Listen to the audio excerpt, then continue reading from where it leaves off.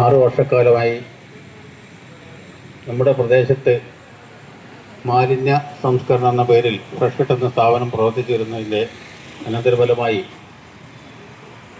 നമ്മുടെ പ്രദേശത്ത് വായു ജലം മലിനീകരണവുമായി നിരന്തരം സമരത്തിൽ ഏർപ്പെട്ടിരിക്കുകയാണ്. 6 വർഷക്കാലം കരിമ്പാലം പ്രദേശത്തുള്ള ജനങ്ങളാണ് ഇതിന് കടുത്ത ഇരകളെങ്കിൽ പിന്നീട് അതിൻ്റെ വ്യാപ്തി കൂടുന്നതിനനുസരിച്ച് നമ്മുടെ പ്രദേശത്താകെ വ്യാപിച്ചതിൻ്റെ ഫലമായി ഇരുതള്ളിപ്പുഴ സംരക്ഷണ സമിതിയുടെ നേതൃത്വത്തിൽ കഴിഞ്ഞ 10 മാസക്കാലം പൂർത്തിയായി നമ്മളിവിടെ പന്തൽ കെട്ടി സമരം ആരംഭിച്ചിട്ട്. കഴിഞ്ഞ ദിവസത്തേക്ക് 10 മാസം 305 ദിവസമായി ഇന്നത്തേക്ക്. ഈ സമരം എന്തിനു വേണ്ടിയാണ് എന്നുള്ളതൊക്കെ ഇവിടെ പലരും പലതവണ വിശദീകരിച്ച് കഴിഞ്ഞിട്ടുള്ളതാണ്.